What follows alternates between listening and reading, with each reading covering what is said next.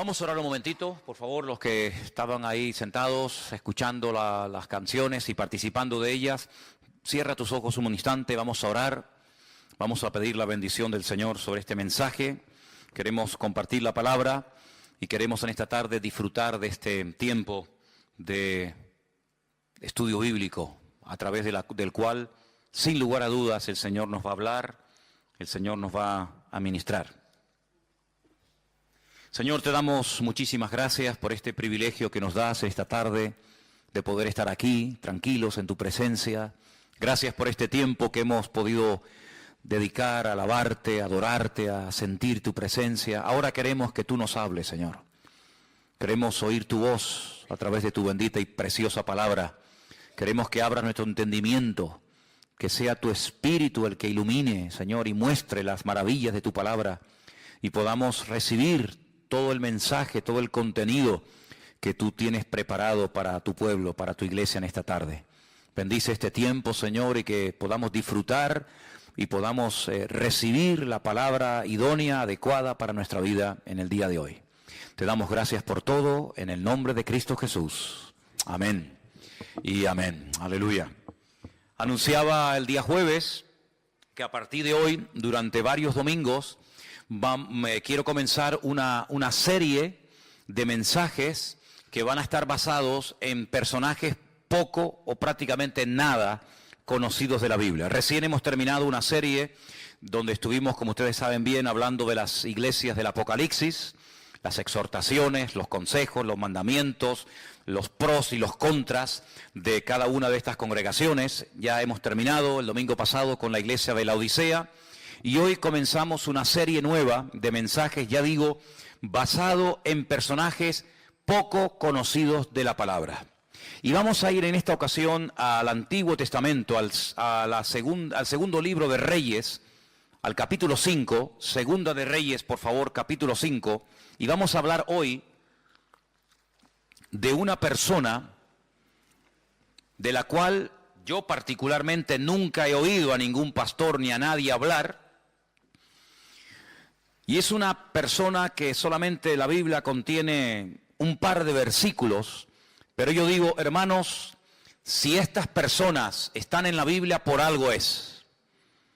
Por algo es que el Señor permitió que los nombres de estas mujeres y de estos hombres estén en las Biblias. Y hay personajes, ya digo, poco conocidos, pero que tienen una riqueza que por lo que hicieron o por lo que dijeron, el Señor permitió que ahí estuviera la vida de esta persona. En esta ocasión no puedo hablar del nombre de la persona porque la Biblia no nos dice cómo se llamaba esta persona, curiosamente. El próximo domingo y el otro y probablemente el otro estaría hablando de personajes poco conocidos y les diré el nombre. Pero en esta ocasión el personaje del cual quiero hablar y en cierto sentido rendirle homenaje, no puedo decirles cómo se llamaba. Porque la Biblia no nos dice cuál era su nombre, pero sí nos dice lo que hizo. Segundo de Reyes, capítulo 5, por favor presten atención, es un pasaje un poquito largo, pero vamos a leerlo tranquilamente. ¿Lo tenéis? Creo que lo vais a poner ahí también.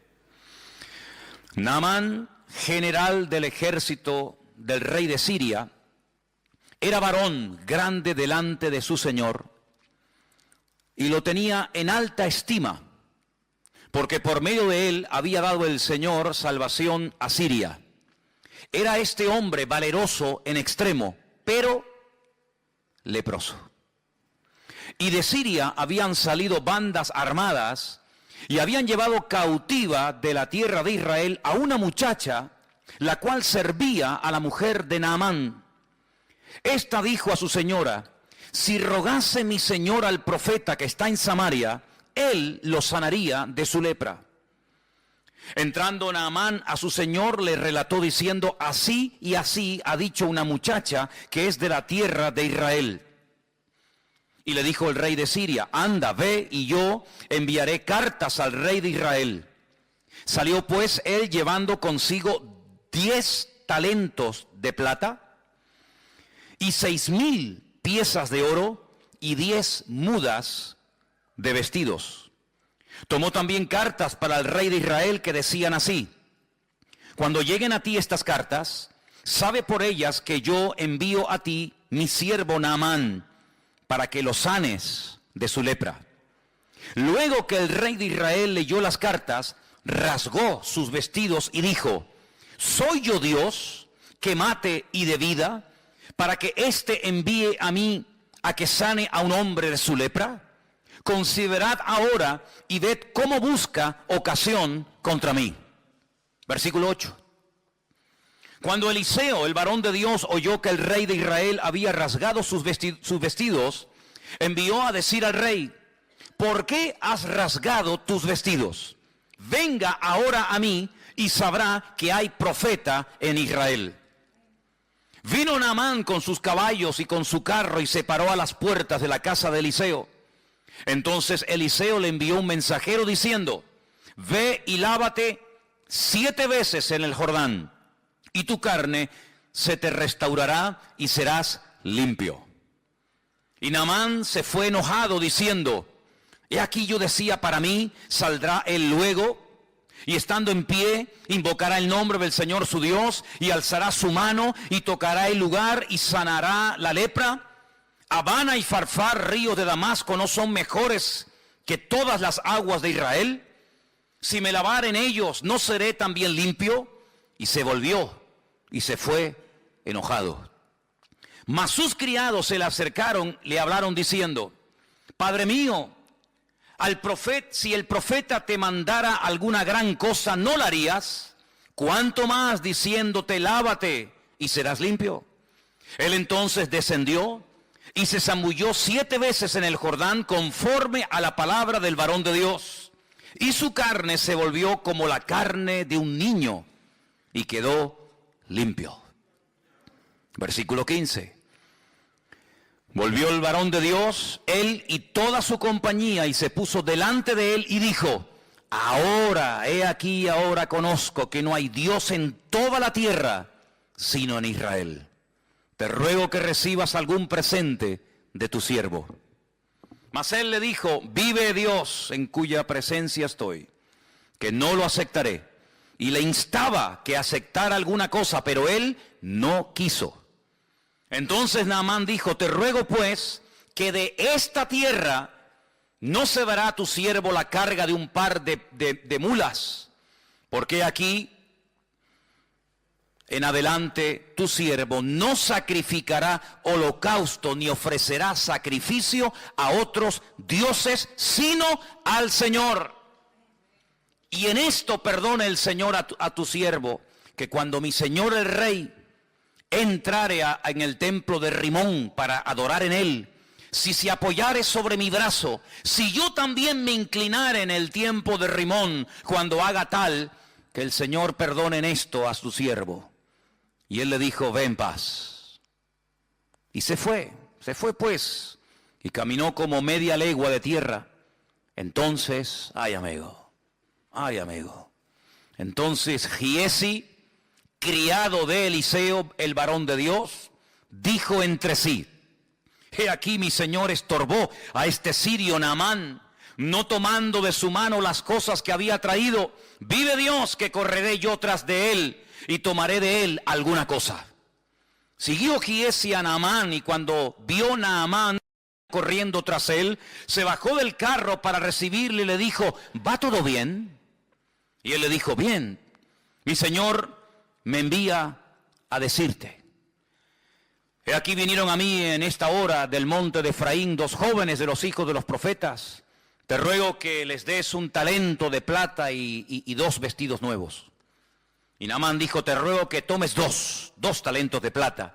Y le insistió y ató 2 talentos de plata en 2 bolsas y 2 vestidos nuevos, y lo puso todo a cuestas a 2 de sus criados para que lo llevasen delante de él.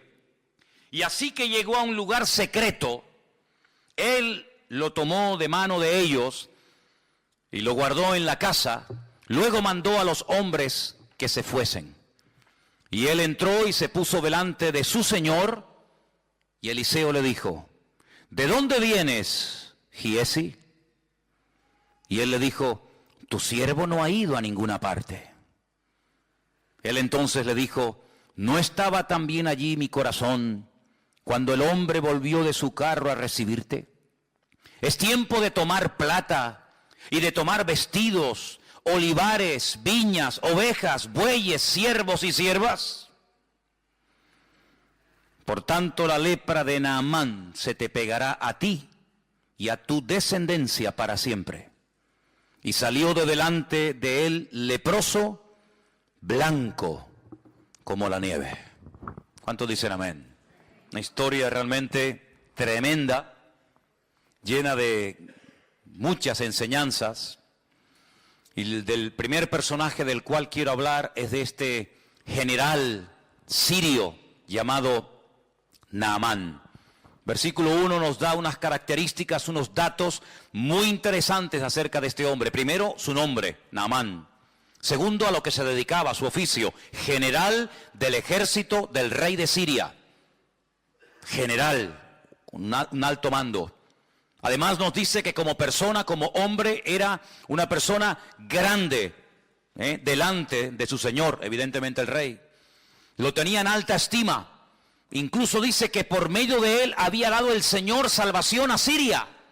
Es decir, en un momento determinado de su vida, de su carrera militar, se había dejado usar como instrumento de Dios para traer victoria a su país en un momento puntual en el que era necesario.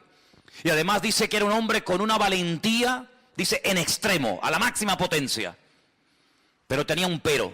Hay gente que por ahí dicen, a veces he escuchado que por muy buenos, por muy activos, por muy competentes o eficaces que seamos, todos y cada uno de nosotros tenemos peros en nuestra vida. Sí, es buen chico, es buen hermano, es buena hermana, es buen pastor, es un buen joven, es un buen líder, es un buen diácono, es una buena persona, pero...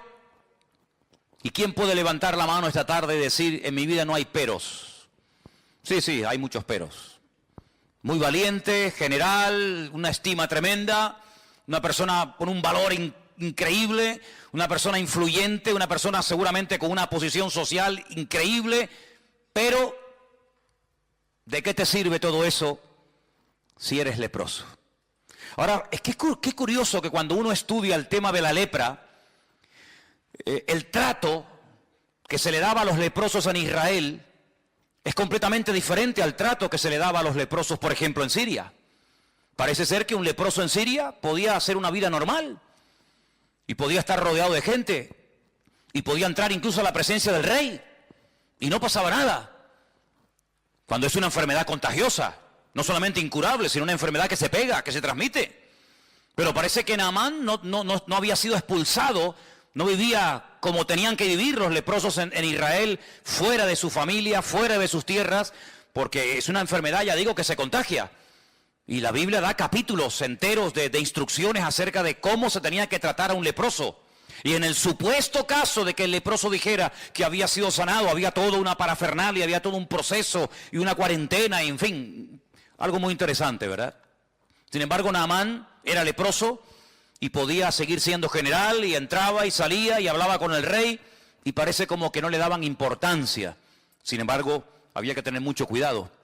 Ahora bien, Naamán, sin lugar a dudas, por el cargo, era un general, era una persona acostumbrada a recibir siempre todo tipo de honores, de pleitesía. Seguramente, cuando él llegaba a un lugar, automáticamente hacían sonar las trompetas, los soldados se ponían firmes, se hacía una serie de rituales que en la vida militar son normales cuando un general, por ejemplo, yo estuve en un cuartel donde teníamos la obligación, un grupito reducido de soldados en los tiempos de la ETA, en los tiempos en los que la ETA tenía en el punto de mira a policías y sobre todo a generales del ejército de España. Pues yo estaba en una especie de comando de 10 soldados que íbamos de paisano y teníamos que estar siempre a altas horas de la madrugada haciéndonos pasar por gente que no tenía nada que ver con la vida militar, no podíamos llevar documentación, ni carnet de identidad, ni nada, con unos pelos y unas pintas terribles.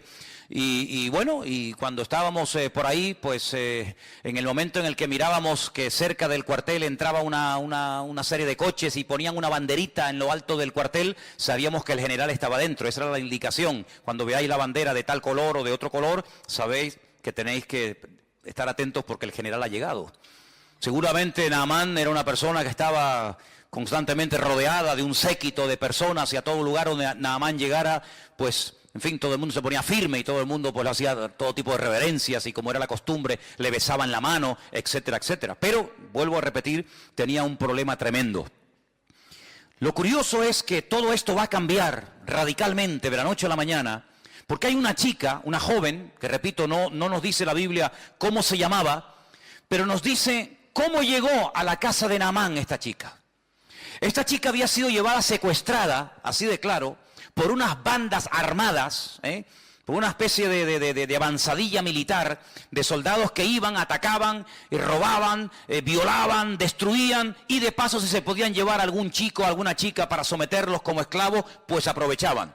Y esta chica había llegado a la casa de Naamán porque fue secuestrada por la fuerza de la casa de sus padres. Ahora ponte tú en el lugar de esta niña. Una chica que de la noche a la mañana es secuestrada. Yo no puedo asegurar si la violaron o no, porque la Biblia no lo dice, pero lo más probable es que lo hayan hecho, lo más probable.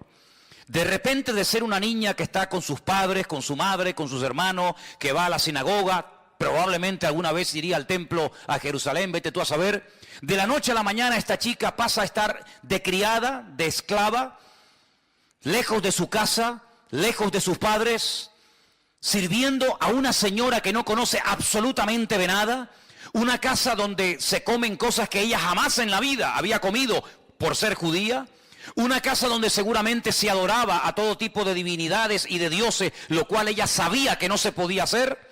Y de la noche a la mañana esta chica pasa de estar en una casa normal y llevando una vida tranquila a una vida de esclava, donde nunca más vas a volver a tu tierra, sino que te van a matar a trabajar de sol a sol, sin ningún tipo de derechos, sin vacaciones y sin ningún tipo de indemnización de ninguna clase. Humanamente hablando, era para tener el corazón lleno de odio. Humanamente hablando, era para estar todo el día quejándote o coger una depresión terrible y no querer vivir, o incluso hasta pensar en quitarte la vida. Sin embargo, el ambiente, la injusticia de la vida no logró cambiar, no logró sacudir la fe de esta muchacha, sino que ella observa que el marido de su señora es un hombre muy importante, un hombre muy valeroso, un hombre con muchas medallas y mucho reconocimiento, pero es un hombre que se está muriendo cada día. Y cada día lo observa y se da cuenta de que este hombre va de mal en peor. Y que tarde o temprano va a terminar contagiando a todos los que viven allí. Y que tarde o temprano este hombre morirá, por muy general que sea. Y de repente ella se le ocurre decirle a la esposa de Naamán, a su señora, a su ama: si mi señor fuese a Israel y dejase que el profeta, el varón de Dios, le ministrara, él sería sano totalmente de su lepra. Su vida cambiaría radicalmente, pero tiene que ir a mi tierra, tiene que ir a mi país. Porque él va a sus dioses, él va a su templo. Pero esto no va a traer ningún cambio a su vida, al contrario. Pero si él se atreve a ir a mi tierra, no en esta ocasión para robar más jóvenes, no en esta ocasión para atacar y quemar y violar mujeres, sino para pedir misericordia, y él va con una buena actitud, y él se deja ministrar y se deja orar por el profeta, su vida va a cambiar. Parece que esto le impactó.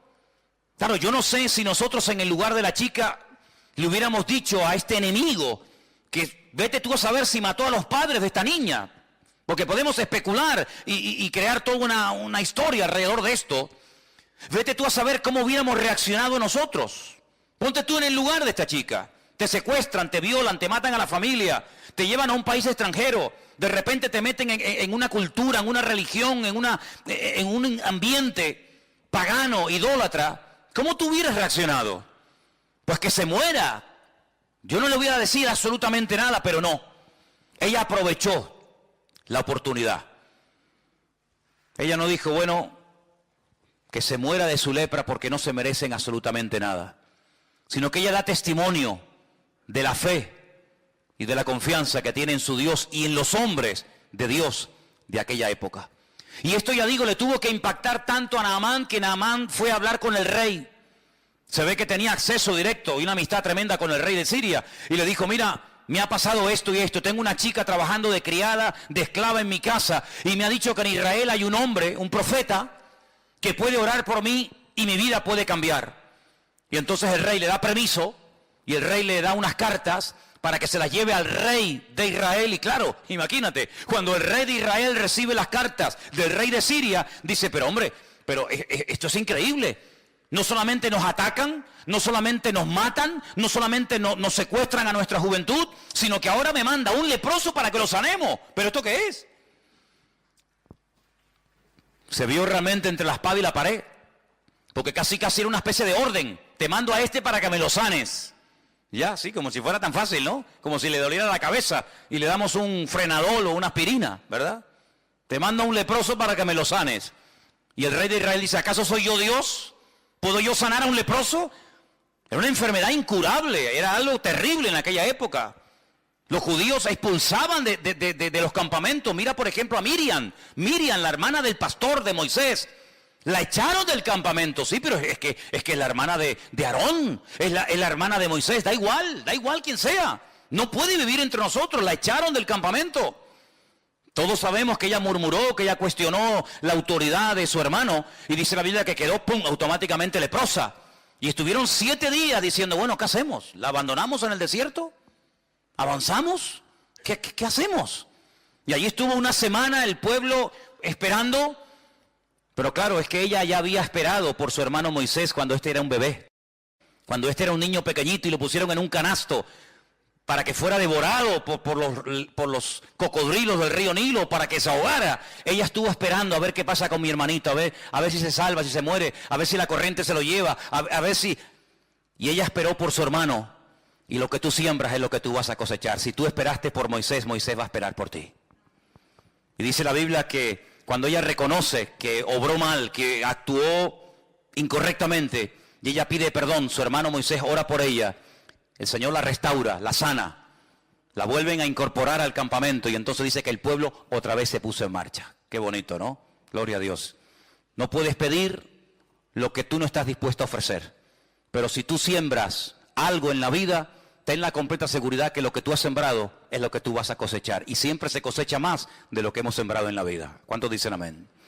Así que allí se va Naamán con estas cartas bajo el brazo para ponerse en contacto con el profeta Eliseo.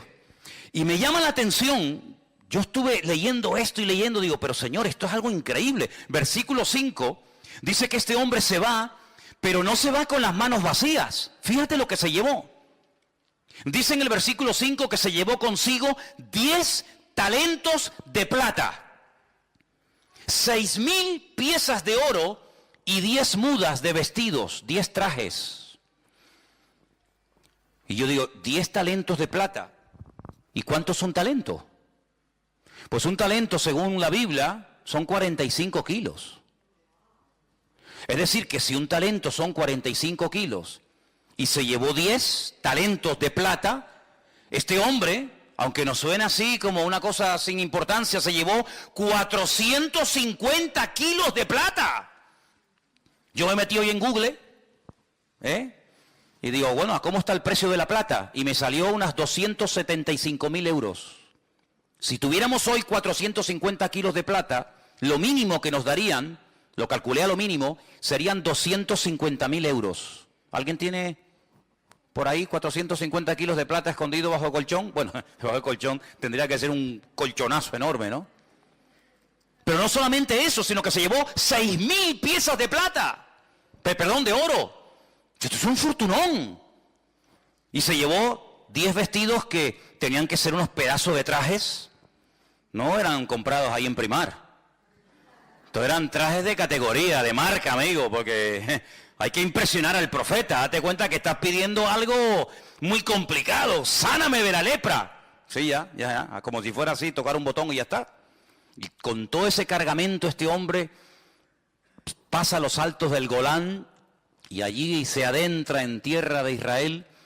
Y cuando él va por el camino, él que es un hombre importante, él es un general, él no es un pelagato, sino es un hombre de autoridad, él va con un plan, ¿no? Él va con un pensamiento y él dice, bueno, cuando este hombre me vea y me vea con todos estos soldados y me vea con casi 500 kilos de plata y con 6.000 piezas de oro, etcétera, etcétera, este hombre me va a hacer un recibimiento alucinante, ¿no? Saldrá afuera, me hará una reverencia, me besará la mano, o levantará las manos, invocará a su Dios, vendrá y me hará algo mágico. Eliseo no le hizo ni caso. Pero es que ni caso. Dice en el versículo 10, entonces Eliseo le envió un mensajero. Mira, vete y dile a Naamán que se vaya y que se bañe. Ahora, si tú vienes a hablar conmigo y yo te digo, hermano, mire, hagamos un favor, primero vaya y báñese, ¿te gustaría? ¿Qué te estoy diciendo? Tú sabes que cuando te regalan colonia, bueno, gloria a Dios, está bien. Pero cuando te regalan en Navidad un desodorante, eso tiene una doble lectura. Porque te están diciendo, Ahora tú imagínate, dile a ese general, a ese hombre valeroso, a ese hombre tan influyente, que se vaya a lavar, pero que se meta 7 veces. Esto es un insulto, hermano. Esto es un insulto. Claro, Naamán, versículo 11, se fue enojado, no le gustó aquel recibimiento. ¿Cuántas veces hemos dicho aquí en la iglesia, tú lo sabes, si no te quieres enfadar nunca, si no te quieres llevar una desilusión, no esperes nada de nadie? Porque como esperes un trato preferencial, como esperes algo de alguien y no lo recibas, te vas a enfadar. Él esperaba un trato al nivel de un general, no lo recibe, se va enfadado. Y por poco, escucha bien, por poco pierde la bendición. Su carácter por poco le traiciona y le impide recibir la bendición de Dios. ¿Cuánta gente pierde la bendición de Dios? No porque Dios no quiera bendecirlo, sino porque ellos estropean lo que Dios quiere hacer en su vida. Por poco se vuelve así y a peor, porque ya, amigo, ya no hay una oportunidad. Y entonces dice la Biblia que él decía, mira lo que dice el versículo 11, él decía, saldrá, se pondrá de pie, invocará el nombre del Señor su Dios, alzará las manos, tocará el lugar, sanará la lepra, así. Él tenía ya todo premeditado y todo pensado, pero nada más lejos de la realidad, más fácil imposible. ¿Quieres sanar? ¿Quieres ser sanado? Vete al río Jordán y te bañas 7 veces. Y entonces él dice, Abana y Farfar, 2 ríos de aguas cristalinas, arriba en Siria, ríos de Damasco, dice, ¿no son mejores que todas las aguas de Israel? Si yo me baño en los ríos de mi tierra, ¿no seré sanado? ¿Por qué me tengo que meter en este río que en esa altura, a esa altura? Porque claro, cuando tú vas a donde nace el río Jordán es muy bonito. Nosotros hemos estado arriba en el norte, en Banias, en lo que era antiguamente Cesarea de Filipo, y allí el río Jordán es una belleza. Allí ves las truchas, allí ves los peces, allí es agua cristalina, aquello es una belleza de lugar. Pero según va corriendo el río Jordán, pues tú vas viendo que de aguas cristalinas nada. El río Jordán es un río de barro, de sedimentos, de tierra, y todo eso es lo que entra en el mar muerto y ahí se queda. Entonces es un río, sinceramente, que cuando tú te metes, pues no ves el fondo, no te ves ni los pies de lo sucio, del barro que va arrastrando desde el norte hasta donde estaba este hombre. Y él dice, ¿cómo? Pero hombre, ¿me voy a meter ahí? Pero si en mi país, en mi tierra, los ríos son más bonitos, más limpios, más cristalinos, este es un río sucio. Ay, amigo, Naamán tuvo que aprender algo. Y es algo que aparentemente es fácil, pero que a mucha gente le cuesta, y muchas veces hay algunos que no lo aprenden nunca. ¿Sabes? Yo he conocido gente que está dispuesto a pagar dinero para ser sanado, a pagar dinero para que el marido le vuelva y deje a la otra, pagar dinero para que el hijo cambie y deje la droga, pagar dinero para salir de la depresión en la que están, pero en cuanto se les habla de obediencia, de sometimiento a Dios, de renunciar al pecado y ponerse en línea con Dios, ay amigos, si te he visto no me acuerdo. Hace muchos años estábamos en Arrecife de Lanzarote, predicando en una campaña evangelística al aire libre. Y se me acercó un señor de Valencia que trabajaba en una autoescuela de aquella época. Y este hombre en aquellos años había pagado 2 veces a unos santeros brasileños y cubanos, a uno más de 250.000 pesetas y a otro casi 300 y pico mil pesetas. Se había ido a Cuba, se había rapado el pelo, había estado como si fuera un perro dentro de una casa. Se había hecho santero o lo que fuera, pagó dinero, mató gallinas, se lavó en sangre de no sé qué. Cuando vino a la campaña me abría las bolsas con unos pañuelos llenos de sangre. Pagó un dineral, más de $500,000 de pesetas, más los traslados de viaje para arriba, para abajo, pero cuando le dijimos, eso no sirve absolutamente de nada. Te has enredado, te has metido más en la basura de lo que estabas. Lo que tienes que hacer es coger todo eso y tirarlo a la basura y prenderle fuego. Y lo que tienes que hacer es dejar el pecado, dejar la querida con la que vives, ponerte en orden con Dios, arrepentirte de tus pecados y el Señor, si quiere, comenzará a transformar tu vida. ¿No le gustó? No le gustó. Si yo hubiera sido otro, digo, pues mira, yo te puedo curar, pero a mí me tienes que dar 480,000 pesetas. Y seguramente las hubiera pagado. Porque hay gente que está dispuesta a pagar para comprar un milagro, para tocar al corazón de Dios y obtener un favor, pero cuando le habla de sometimiento, de obediencia, cuando le habla de buscar a Dios en verdad, ay amigo, mientras tú tengas el control, yo puedo, yo pago, yo voy aquí, yo voy allá, yo me rapo el pelo, yo me he visto de blanco, me he visto de rojo, me he visto de amarillo, me baño en sangre, me baño en leche condensada, en lo que tú quieras, pero mientras yo tenga el control, no pasa nada. En el momento en que se te dice, ríndete, renuncia, pide perdón por tus pecados, amigo, si te he visto, no me acuerdo, y las amistades se rompen. Es tremendo, 450 kilos de plata, 6,000 piezas de oro, 10 mudas de vestido. Fíjate el fortunón que este hombre lleva encima, hermano. ¿Te imaginas que esta tarde entrara aquí un hombre que nos dijera, si ustedes oran por mí, les regalo 6,000 piezas de oro, te regalo 10 trajes de estos de marca fabulosa, te regalo no sé cuántos cientos de kilos de plata? Es algo increíble. Dispuesto a pagar el milagro, pero no está dispuesto a meterse dentro del río Jordán. ¿Por qué? Porque es aceptar órdenes de un ser inferior desde su punto de vista, y para él aquello es una humillación. ¿Pero por qué? Porque el orgullo impide que mucha gente cambie de vida. Porque el orgullo tiene un poder tan tremendo que ha destruido familias y países y imperios enteros. Es un veneno, es un cáncer impresionante la persona que cae en las redes, en la trampa del orgullo. Es un pobre desgraciado, sí, tanto general, tanta valentía, tanta historia, pero es un pobre desgraciado. Es muy fácil decirle a los demás lo que tienen que hacer, pero en cuanto alguien te dice a ti lo que tú tienes que hacer, te enfadas. Es muy fácil dar órdenes a los soldados, pero cuando por ahí se cambian las tornas y un soldado te da una orden a ti, no sabes responder. Porque es muy fácil ver lo que los demás hacen mal desde nuestro punto de vista. Pero cuando el Señor te pone el dedo en la llaga y te dice, no, tú eres el que tienes que cambiar. Tú eres el que tienes que dejar de cuestionar a los demás y poner la mano en el arado y pedir perdón. Ay, amigo, ahí nuestro ego, ¿verdad? No, a mí nadie me tiene que decir lo que tengo que hacer. Eso le pasó a Naamán. Y Naamán no fue sanado porque se metió 7 veces en el río Jordán. Las aguas del Jordán no sanan a nadie.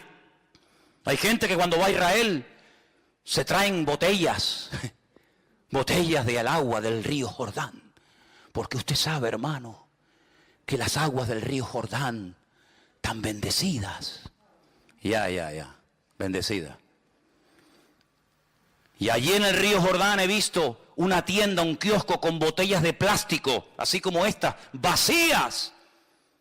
Y la gente va y paga 4 y 5 euros por una botella vacía, para meterse en las aguas del río Jordán y llenarla de agua sucia y traerla a España, porque es agua bendita. Y yo le digo, mire, si usted se compra una botella de agua llena, se la bebe, le cuesta 1 euro, y si quiere traerse agua, la coge. Pero pagar 4 o 5 euros por una botella vacía hay que ser bobo, Pues la gente lo hace. La gente lo hace y va y tú lo ves que se mojan, y por agua por aquí y agua por allá. Tremendo. No fueron las aguas del río Jordán lo que sanaron a Naamán. Lo que sanó a Naamán fue aceptar una orden por parte del profeta Eliseo, que no entendía, que le tocó su ego, pero cuando él se humilló, cuando él se arrepintió y cuando él estuvo dispuesto a hacer caso a lo que le decían, ahí comenzó un proceso de cambio en su vida. Y dice la palabra de Dios que este hombre al final acepta. Al final va, se mete en el río Jordán, aunque no entiende la orden. Mire, hermano, yo lo he dicho ya en varias ocasiones. En la Biblia hay 3 tipos de mandamientos. 3 tipos. Cada uno recibe su nombre. Hay mandamientos que entran dentro del sentido común. No matarás. Honrar al padre y a la madre. No decir falso testimonio. Hay incluso muchas constituciones de la inmensa mayoría de los países representados aquí esta noche, que en sus constituciones, en el Código Penal, en el Código Civil, tienen parte de leyes que tienen que ver con este tipo de mandamientos. En ninguna parte del mundo está permitido matar a la gente. En ninguna parte del mundo está permitido salir por las calles y secuestrar y matar y violar. Pero ¿eso de dónde viene? De los mandamientos de la Biblia. ¿Cuál fue el primer libro de la historia que dijo no matarás? La Biblia. Luego hay mandamientos que entran dentro de la lógica, de la convivencia entre seres humanos, del sentido común. Los entiendo, son buenos. Ayudan a la convivencia y a una sociedad sana. Hay otro tipo de mandamientos que son para recordar cosas del pasado. Por ejemplo, mandamientos que tienen que ver con milagros del Señor en el pasado. Y se recuerdan a través de celebraciones, de fiestas. Y son mandamientos que recuerdan algo que el Señor hizo. Pero hay otro tipo de mandamientos. No hay muchos de esos, pero hay algunos. Mandamientos que la gente cuando los lee dice, ¿y esto por qué? ¿Por qué? No lo entiendo. No tiene ninguna explicación.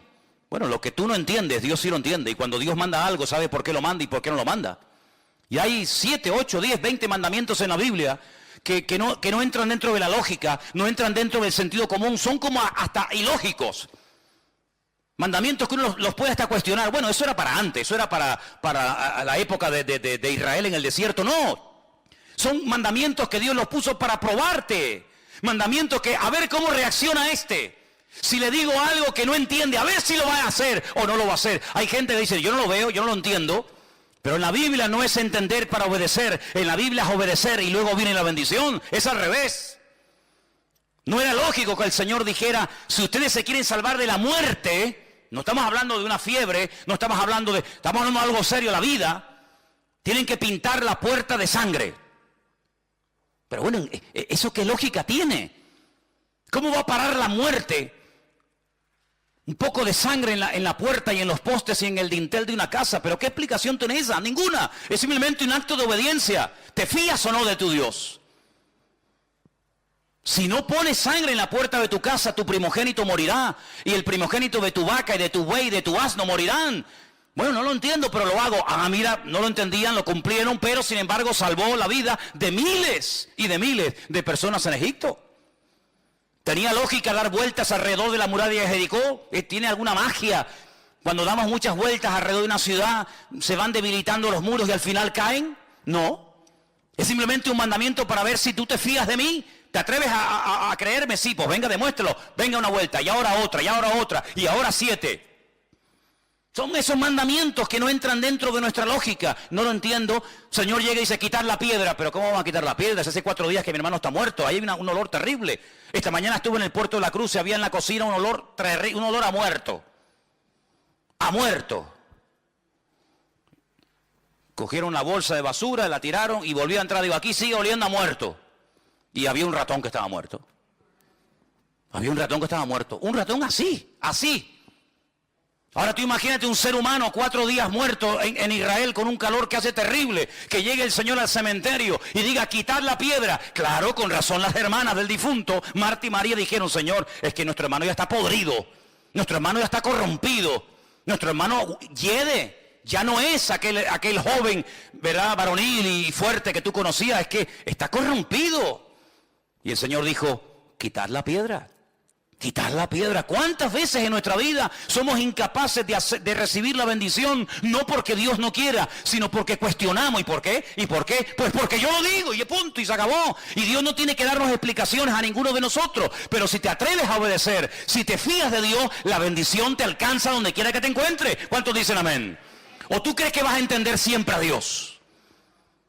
Hay momentos que yo no entiendo, ¿y por qué pasa esto? ¿Y por qué pasa lo otro? El próximo domingo vamos a hablar de un hombre bueno, un hombre extraordinario que lo mataron injustamente. ¿Por qué? Bueno, hijo, hay cosas que nunca vamos a entender mientras estemos en este cuerpo de barro. Pero yo lo único que sé es que con Dios no existe injusticia y que el Señor sabe lo que hace, aunque yo no lo entienda. Dice que los que amamos a Dios, todas las cosas nos ayudan a bien. Así que obedece y ya está, no des tantas vueltas. ¿Y por qué? ¿Y por qué? ¿Y por qué? Pero ¿quién nos hemos creído nosotros para altercar con Dios? ¿Y por qué no sé qué? ¿Y por qué no sé cuánto? Te bañas y punto. Ya sé que en tu tierra los ríos son más bonitos que los nuestros. Ya sé que las aguas son más cristalinas, pero no te van a cambiar. Lo que tienes que hacer es obedecer, fiarte de lo que Dios te está diciendo. Y cuando lo hagas, verás los cambios. ¿Y yo por qué tengo que dejar de adorar a la Virgen Candelaria? A ver, ¿por qué? ¿Por qué? ¿Qué mal hago yo? ¿Qué mal hago yo con rezarle a mi virgencita de toda la vida? Además me la regaló mi madre, ella la recibió de su madre. ¿Y por qué? Si esto es una tradición, esto es una cultura, esto forma parte de la idiosincrasia, de la costumbre popular de los pueblos. Bueno, hijo, pues sigue con tu muñeco, con tu rollo. Y yo porque tengo que dejar de no sé qué. Y yo porque tengo... Y hay muchas personas que se les va la vida. Se les va la vida cuestionando la palabra de Dios. Y sí, y no, y ahora sí.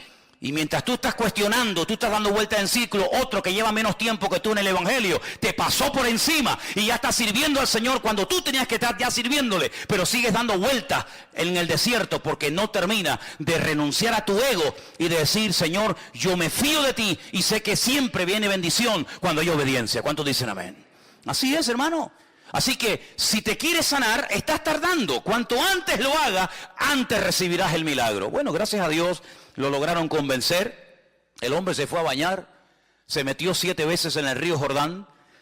Y dice el versículo 14 que cuando se zambulló en el Jordán 7 veces, conforme a la palabra del varón de Dios, su carne se volvió como la carne de un niño. Tremendo. Y quedó limpio. Tú te das cuenta que la piel de los niños es diferente a la nuestra. La cara nuestra es muy dura ya, ¿no? La piel de los niños, tú le coges el pie a un niño y no tiene callos. No tiene callos. Y si no, podemos sacar aquí para que veáis. Es una piel increíble. Las manos, los niños no tienen callos. Es una piel increíble. ¿Saben que a veces en la antigüedad se mataban a vacas que estaban embarazadas para sacarle el ternero, los no natos, los que no habían nacido? Se les sacaba el ternero que aún no había nacido. Y se sacrificaba también, lógicamente, al ternero. ¿Para qué? Para curtir esa piel, porque era una piel tan suave, una piel tan hermosa que se utilizaba para escribir los pergaminos. Y se utilizaba para hacer los rollos de la Torá, y se utilizaba para escribir libros. ¿Por qué? Porque es una piel frágil, una piel bonita, una piel suave, no como una piel... Me acuerdo una vez que alguien me dijo, no, están vendiendo unas chaquetas de piel muy baratas. Y me fui un día, hace años, a verla, y digo, pero esto no es piel, esto es cartón piedra. Las ponías de pie y se quedaban de pie. No, son de piel, me decía el vendedor. Digo, ¿de piel de quién? De Matusalén. Eran de piel de camello. Claro, cuando se pone una chaqueta de piel de camello, al final te sale hasta joroba. ¿Qué quiere que te diga? Entonces la piel de un niño, algo increíble. Ahora, cuando este hombre sale del agua y se ve limpio, se ve que la lepra ha desaparecido. Ahora, déjeme que le diga algo. Yo mientras estudiaba este tema esta semana, este no es el primer leproso en la Biblia. Por cierto, ¿quién fue el primer leproso en la Biblia? No, Lázaro no fue nunca leproso. ¿Quién fue el primer leproso de la Biblia? No, Miriam no fue. Tiene que ir para atrás. No, Job tenía problemas en la piel, pero no necesariamente lepra. Dice que tenía la sarna.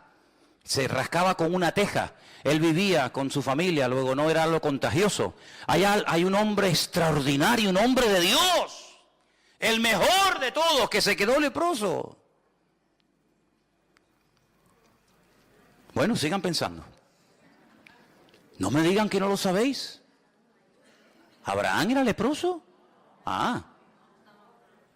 ¿Quién se quedó leproso? Bueno, sigan pensando.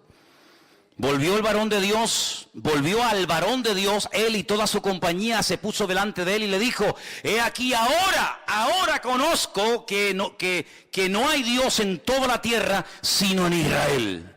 Ah, amigo, ahora te has dado cuenta, ¿no? Te das cuenta los cambios, los milagros, las bendiciones que vienen cuando te fías de Dios, cuando pones en práctica la palabra, aunque no la entiendas, te das cuenta que siempre la obediencia trae bendición. Tú venías cargado de plata, tú venías cargado de oro, pero ¿de qué sirve eso? De nada. Dice David, yo estaría dispuesto a hacer un sacrificio para ti cuantas veces tú me lo pidieras, pero tú no quieres sacrificio, que yo te lo daría, porque los sacrificios del Señor son el corazón quebrantado y el espíritu humillado delante de la presencia de Dios. Eso es lo que Dios quiere. Saúl dijo, no, mira, yo he contradecido la orden, he llevado un poco la contraria con lo que inicialmente me pediste, porque hemos reservado estas ovejas, mira qué pinta tienen, mira qué pedazo de bueyes, mira qué toros, mira qué machos cabríos, para sacrificarlos al Señor. Y Samuel le dice, ¿acaso Dios te ha pedido a ti sacrificios? ¿No es mejor la obediencia que los sacrificios y los animales engordados puestos como un holocausto sobre un altar, que no has entendido nada, no has entendido nada, ¿te das cuenta? Bueno, ¿ya saben quién era el primer leproso? Bueno, pues nada, sigo. Entonces dice la Biblia que este hombre, cuando se ve cambiado por dentro y por fuera, porque este hombre era leproso, sí, pero también era leproso en el alma, Tenía un orgullo, y yo no sé qué es peor, la lepra o el orgullo.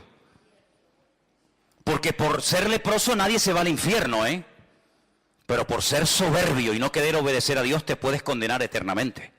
Así que no sé qué será peor, o ser leproso o ser un soberbio y un arrogante. Y este lo tenía todo. Pero este hombre, cuando se ve cambiado y sanado por fuera, cambia por dentro y dice: ahora entiendo que el Dios de esta gente, el Dios de este pueblo, es el único y verdadero Dios. Y ahora dice, versículo 16, que él insiste en darle un presente, pero no lo quieren aceptar.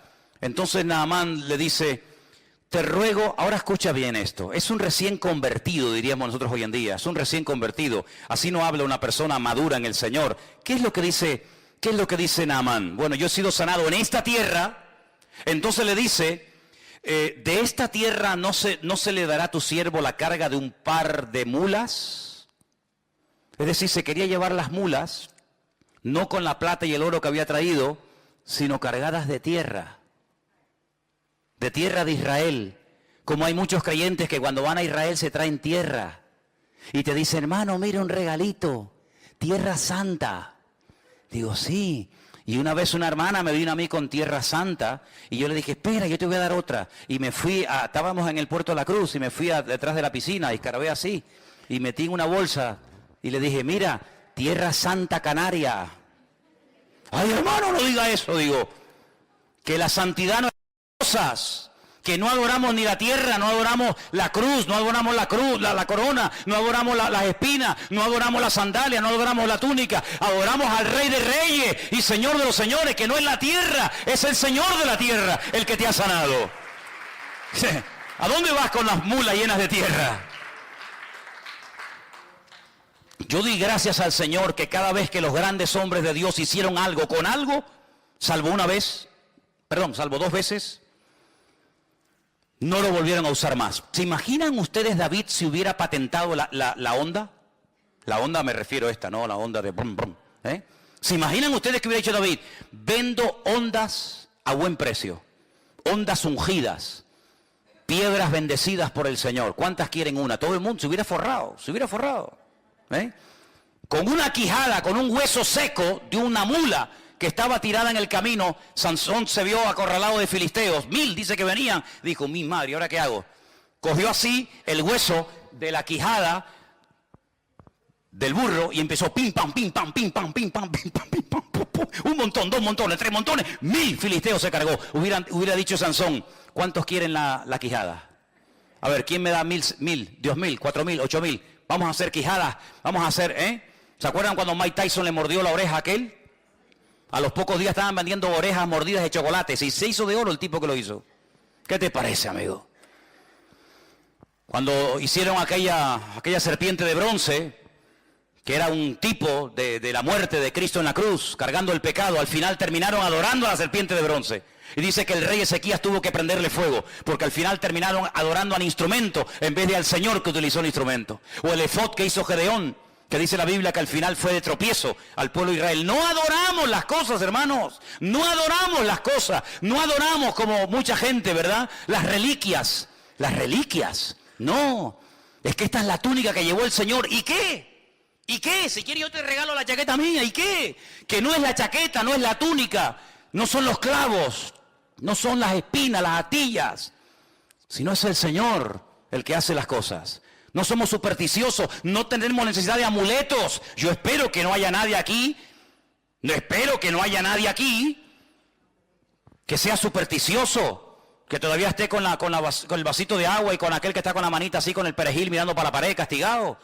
Espero que no haya nadie aquí así, Espero que no haya nadie con el lacito rojo y el diente de ajo y no sé qué en el bolsillo y el espejo de no sé qué y el gato de no sé qué. Espero que no haya nadie así, porque nosotros tenemos a un Dios que es mucho más grande que todo eso. Y aunque vengan contra ti por un camino, por 7 saldrán corriendo. No te vas a llevar tierra a tu país porque no ha sido la tierra la que te ha sanado. Al que te tienes que llevar es al Señor que bendice a esta tierra y a esta nación. ¿Cuántos dicen amén? Así que este hombre cambió. Pero ¿cómo se produjo este cambio? Porque una muchacha anónima, que no sabemos cómo se llamaba, se quedó un día y dijo, tengo 2 opciones, o callarme y dejar que este hombre se muera, o abrir mi boca y decir, tu problema es terrible, ¿eh? Tu problema te va a terminar matando, pero hay solución, hay esperanza, hay una respuesta, y es mi Dios, y es mi Señor. ¿Cuántos de ustedes o cuántas hermanas han pasado por esta iglesia y han estado viviendo a veces durante años en casas de abogados, de médicos, de gente, de perras de aquí de Tenerife, y han estado ahí por el dinero que cobraban, han estado ahí, ¿verdad?, viviendo en el hogar, pero han visto las miserias de esos hogares, donde sí, tienen 10 coches aparcados en el garaje, la pared llena de títulos y de fotografías con el alcalde, con el gobernador, con el rey, con fulanito o con menganito. Pero han visto las miserias de un hijo en la droga, han visto la miseria de una señora alcoholizada, han visto la miseria de un hombre en depresión, han visto problemas en la casa y en vez de, como esta muchacha, abrir la boca y decir, usted será doctor, médico, abogado, arquitecto, alcalde, lo que usted quiera, pero en esta casa no está la bendición de Dios. Pues esto fue lo que hizo esta chica. Podía haberse callado, podía haber dicho, bueno, es un general, él tiene todo lo que quiera, come lo que quiere, viste como quiere, pero le falta la bendición. Y yo, mira por dónde, esclava, privada de libertad, secuestrada, raptada de mi familia, yo soy más bendecida que este pobre hombre. Pero voy a compartir la bendición. Así que en todo lugar donde Dios te ponga, abre la boca. Porque estamos rodeados diariamente de multitud de leprosos. Leprosos que están muriendo poco a poco. Y a veces hay una insensibilidad tan grande que ni siquiera se dan cuenta de su triste condición. Anoche estaba paseando yo al perro y se me acercó un chico y me dijo, ¿puedo hablar contigo?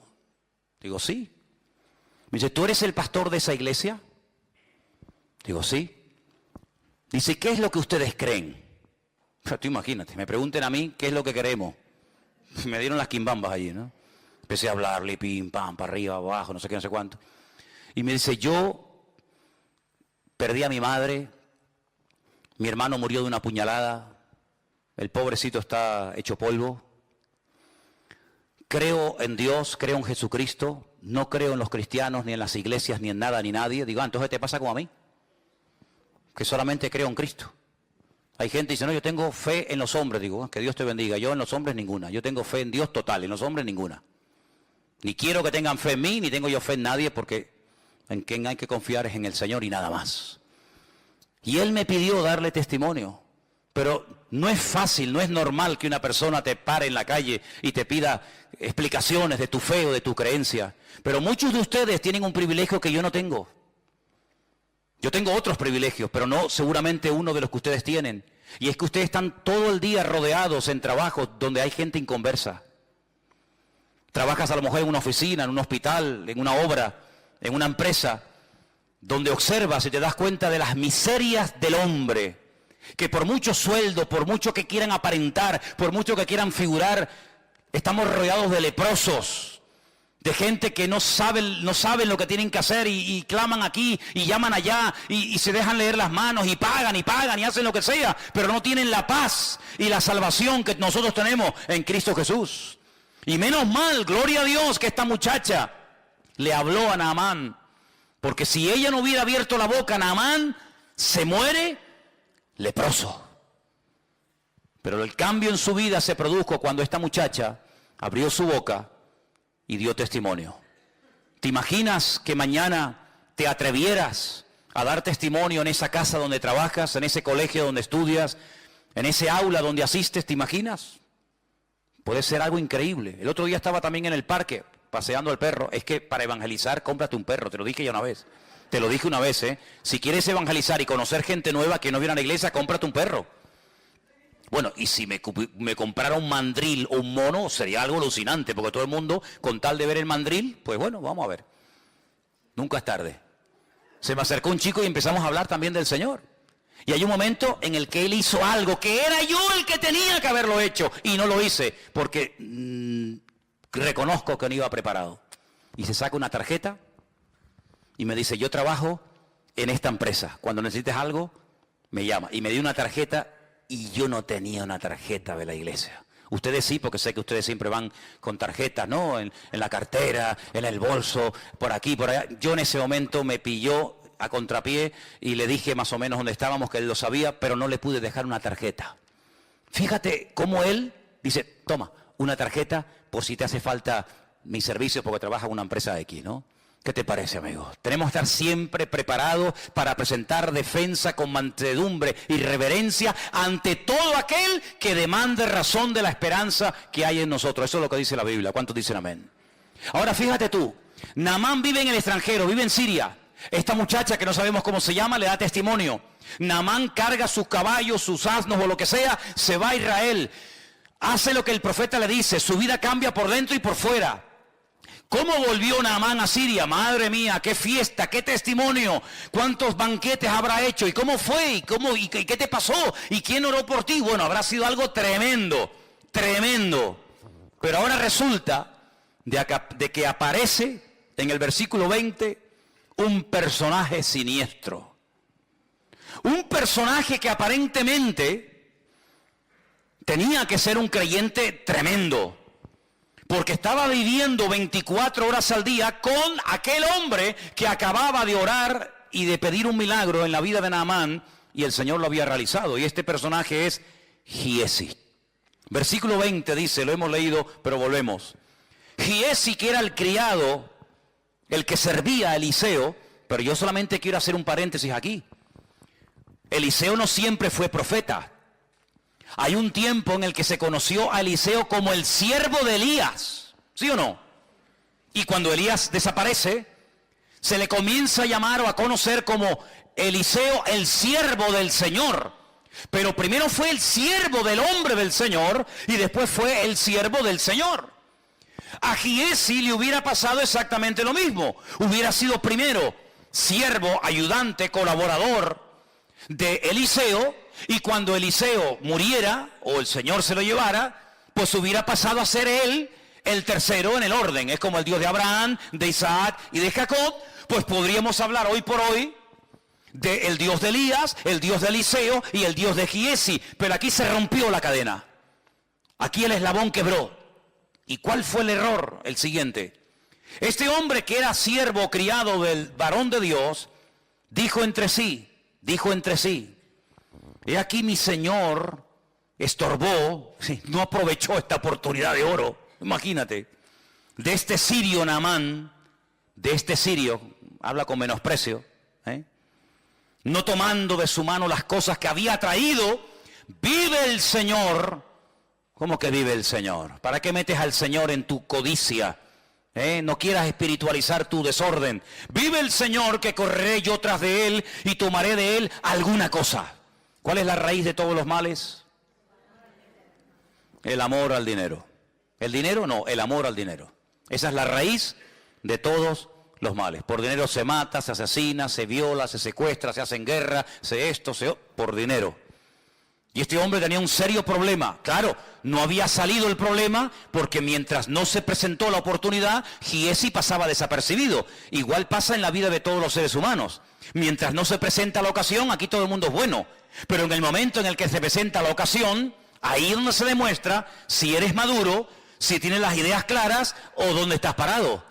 Giesi, sí, siervo del varón de Dios. Oye, este muchacho ¿quién es? No, es el ayudante del profeta. Ah, muy bien. Pasaba desapercibido, no tenía que hacer nada, no tenía que hablar, sino simplemente servir y obedecer las órdenes y las instrucciones de Eliseo. Pero llega el momento cuando él cree que se ha desperdiciado una oportunidad de oro. Y entonces dice, esta es la mía, voy a tomar ocasión. Siguió Giesi a Naamán, Naamán lo vio, que venía corriendo tras de él, se bajó del carro para recibirle y le dice, ¿qué pasó? ¿Pasó algo? Y le dice, primera mentira, mi Señor me envió a decirte, ¿esto es verdad? A ti no te ha enviado nadie. Tú eres el que te estás enviando. Tú eres el que te estás levantando a ti mismo. A ti no te ha enviado nadie, ni te ha levantado nadie, ni te ha dado orden nadie de hacer lo que estás haciendo. Pero para justificar tu desorden tienes que mentir. Y tienes que decir que te envía no sé quién y que te envía no sé cuánto. A ti no te ha mandado nadie. Luego está mintiendo. Y aquí vinieron a mí, en esta hora del monte de Efraín, 2 jóvenes de los hijos de los profetas. Te ruego que les des 1 talento de plata y 2 vestidos nuevos. Se hace pasar por el bueno, ¿no? No, yo no vengo a pedir nada para mí. Cuidado, es que ha llegado a la casa de mi Señor unos profetas, unos estudiantes en la escuela de los profetas de aquella zona, y claro, nos ha pillado a traspié. Entonces, vengo de bueno. Ay, amigo, qué falsedad tan grande, ¿eh? Y este vivía con Eliseo, y este era el que supuestamente iba a ser el siguiente profeta de Israel. ¿Cómo puede haber semejante gentuza? ¿Cómo puede haber gente tan mala en medio de un ambiente tan bueno? ¿Cómo puede haber gente mala en medio de un ambiente de gloria y de bendición? No te sorprendas, siempre ha sido así, hermano. Mira a Samuel, un hombre bendecido por el Señor, sus hijos, un desastre. Cuando era pequeño, fue, entre comillas, adoptado por un sacerdote llamado Elí. Los hijos de Elí, un desastre. Pero en medio de un ambiente de inmoralidad y de corrupción se levanta un tremendo varón de Dios. Siempre ha sido así. Es decir, el trigo y la cizaña. O la cizaña y el trigo. Que hay que ser un auténtico experto para diferenciar el trigo de la cizaña. Que son prácticamente iguales. Prácticamente iguales. Que las ves de lejos y dice, ¿cuál será el trigo? ¿Cuál será la cizaña? ¿Cómo se puede saber? ¿Cómo se puede diferenciar el trigo de la cizaña? Tienen el mismo color. Aparentemente es lo mismo. ¿Sabes cómo se reconoce? Porque llega un momento que el trigo hace así y se encorva, se dobla. ¿Cuándo se dobla la espiga de trigo? Cuando está madura y cuando tiene fruto. La cizaña siempre está iniesta. La cizaña siempre está parada. Nunca se agacha. Nunca se humilla, siempre está diciendo aquí estoy yo. El trigo llega un momento en el que agacha e indica que cuando ya está agachadito es cuando hay que cortarlo. Qué lección tan bonita, ¿eh? Qué lección tan hermosa. Cuando estamos agachaditos y humildes es porque puede ser que haya fruto en nuestra vida. Mientras estemos muy levantados, no sé a quién estamos representando. Allí se va Giesi y miente, ¿verdad? Se monta una película, se monta un rollo. Claro, Naamán, el hombre recién sanado, recién transformado. Ay, hermanos, la Biblia dice que los tropiezos siempre van a venir en esta vida. Siempre. Pero dice la Biblia, ay de aquel que haga tropezar a uno de estos pequeños.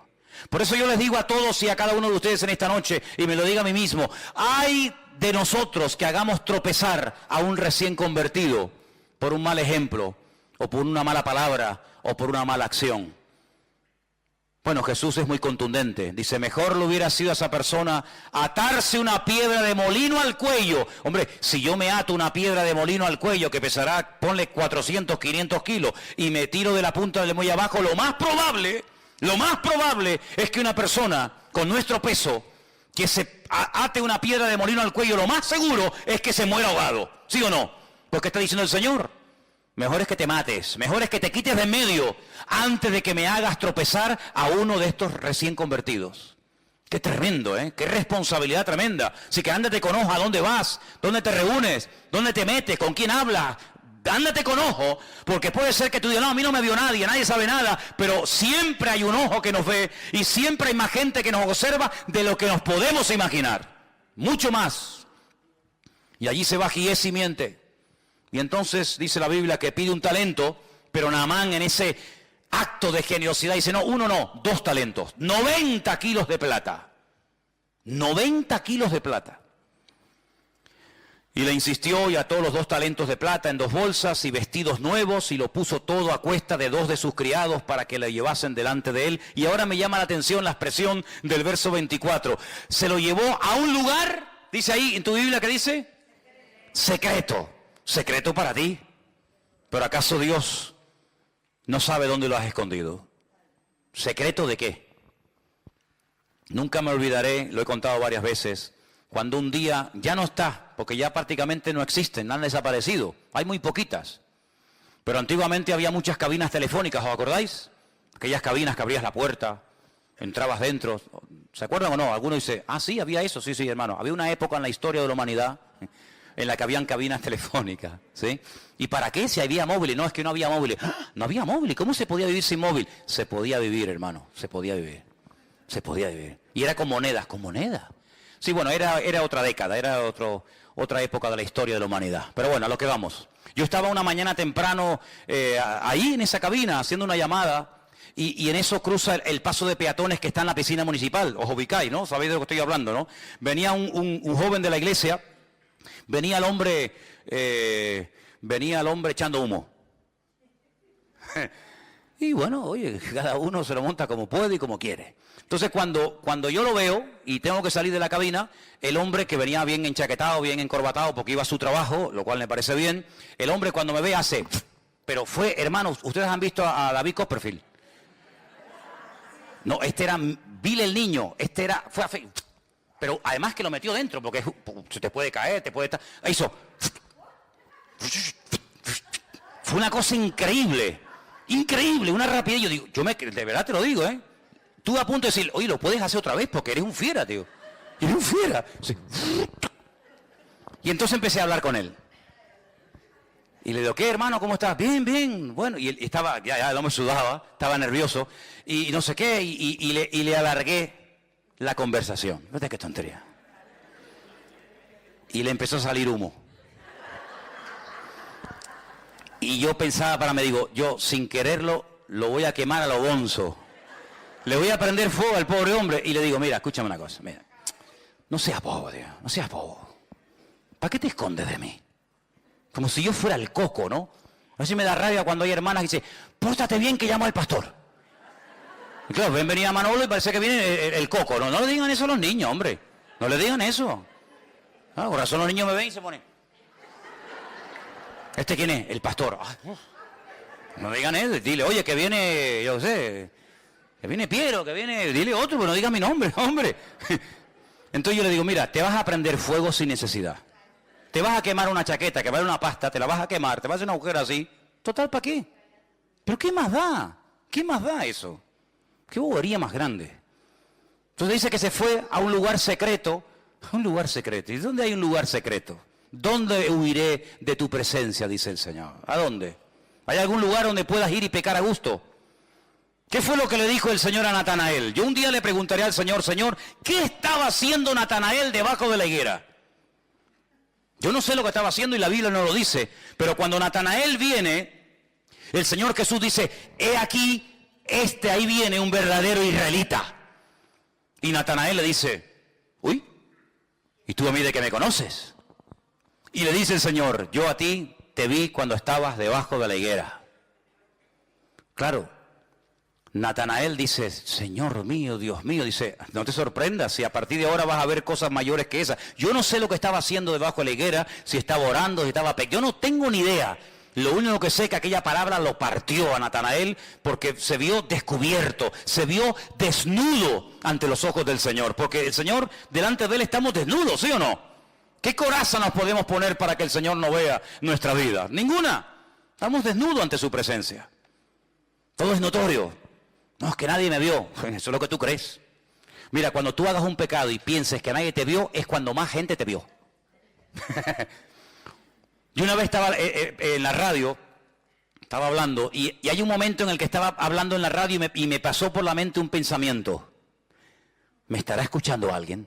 Porque claro, la televisión es otra historia, ¿no? Pero en la radio no sabes si hay gente al otro lado. Y me pasó ese pensamiento. ¿Me estará oyendo alguien?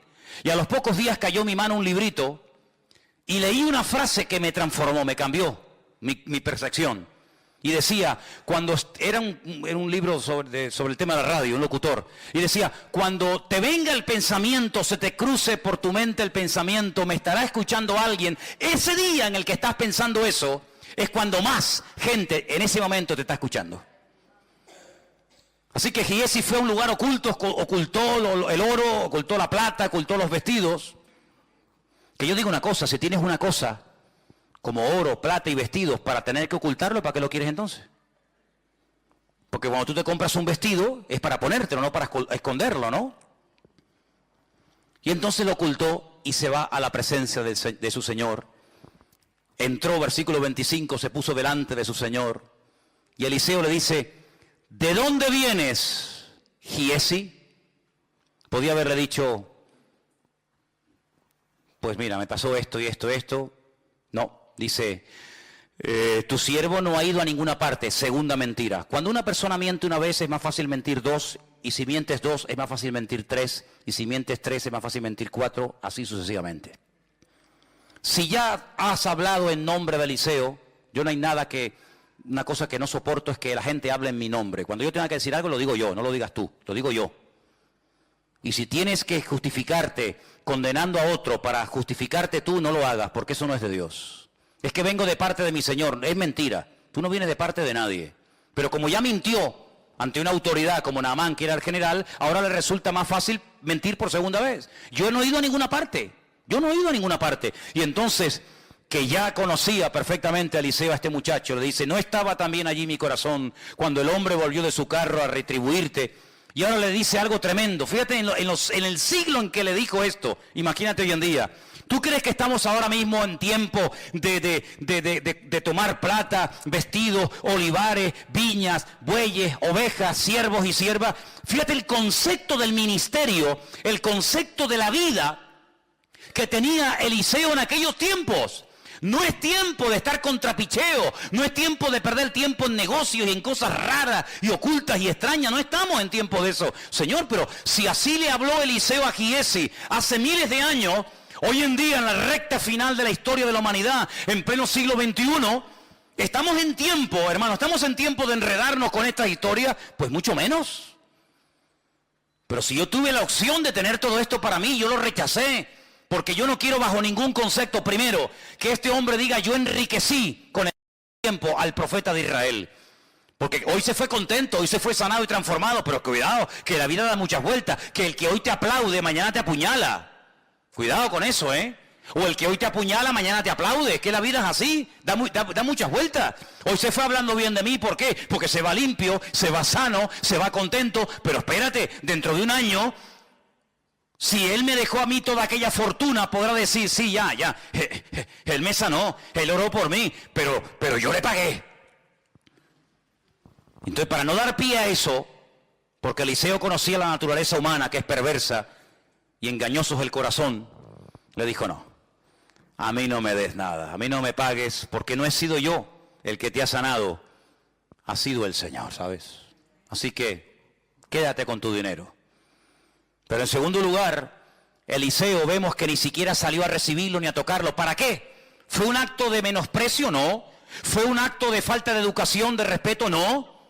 Sino, si yo salgo ahora y le hago una oración especial a este hombre, porque es un general, y porque viene del extranjero a verme a mí, y si yo voy y le impongo las manos y hago una oración, la gente del pueblo dirá, oye, ¿por qué Eliseo trata con más pleitesía y le presta más atención a un extranjero que viene con dinero que a nosotros del pueblo, que somos 4 desgraciados, que no tenemos cómo pagarle su ministerio y sus oraciones? Así que por ahí no entro. Y en segundo lugar, si yo pongo las manos sobre este hombre y el Señor lo sana a través de mi vida, puede ser que en un momento determinado el diablo le meta en la cabeza a este general sirio, prácticamente recién convertido, que fui yo con mis poderes mágicos o con mi unción, o llámalo como quiera, el que hice un milagro en su vida. Así que ni le voy a tocar, ni le voy a recibir, para que la gloria no me la lleve yo, sino se la lleve el Señor. Me voy a quitar de en medio, porque yo voy y vengo. Pero al que tiene que recordar Naamán toda su vida es al Dios de